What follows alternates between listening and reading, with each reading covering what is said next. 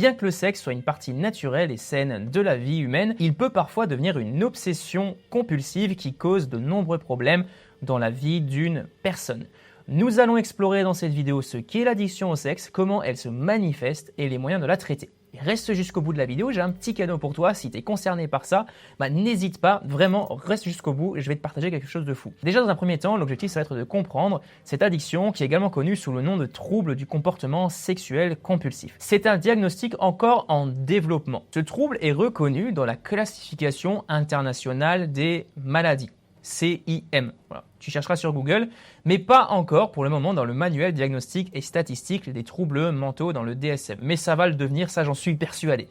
Parfois, il est aussi appelé hypersexualité. Il existe deux types principaux d'addiction. Donc tu as dans un premier temps les addictions aux substances, comme les drogues, l'alcool, et les addictions comportementales, comme l'addiction au sexe, au porno, le jeu, ou l'hyperphagie, tu as plein d'addictions comportementales. Quand nous parlons d'addiction au sexe, nous ne faisons pas référence au sexe sain et consensuel, donc le sexe normal, mais au comportement sexuel compulsif qui entraîne des regrets ou des problèmes significatifs. Quels sont les symptômes maintenant de l'addiction au sexe? Premièrement, tentative infructueuse de contrôler ses impulsions sexuelles ou difficulté à réduire son activité sexuelle. Deuxièmement, comportement sexuel répété malgré des conséquences négatives et un plaisir réduit ou absent. Tu n'éprouves plus le même plaisir au fur et à mesure du temps. Troisièmement, le sexe devient le centre de la vie, causant du stress et négligeant les relations, les responsabilités et les soins personnels. Ça devient ton centre. Le stress ressenti n'est pas uniquement dû à des jugements moraux, par exemple, ou à une désapprobation. Tu as un stress, tu sais pas d'où ça vient. Signe additionnel, en plus des critères diagnostiques, il y a d'autres signes à surveiller. Utiliser par exemple le sexe comme un moyen d'échapper ou de faire face à des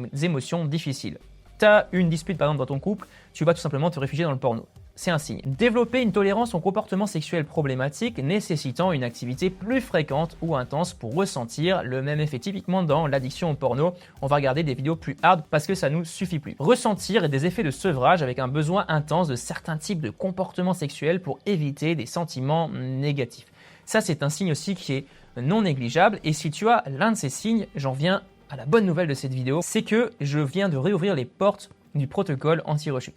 Ce protocole anti-rechute, c'est quoi? C'est tout simplement une formation complète dans laquelle j'aide les hommes à sortir de l'addiction au porno.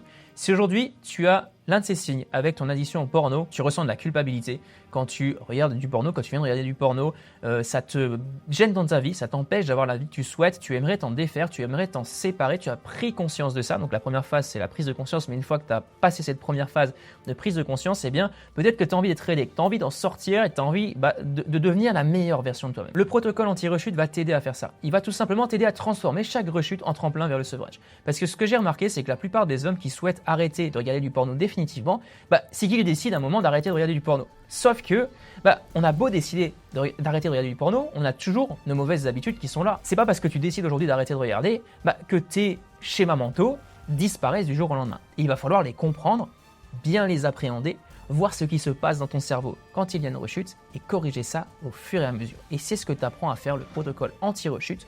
Donc n'hésite pas, je viens de réouvrir les portes, le lien est dans la description de cette vidéo. Je l'ai rendu ultra accessible pour que chacun d'entre vous puisse en profiter.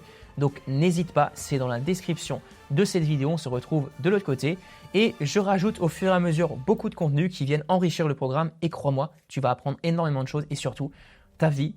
Alors, je ne dis pas qu'elle va changer du jour au lendemain, mais si tu mets en place des choses au quotidien, si tu mets en place des bonnes habitudes, dans quelques mois, je te le garantis, tu ne te reconnaîtras plus. Et tu deviendras une meilleure version de toi-même. Et tu te rapprocheras de la version de toi que tu as toujours voulu être. Allez, on se retrouve de l'autre côté. À très bientôt. Bonne journée.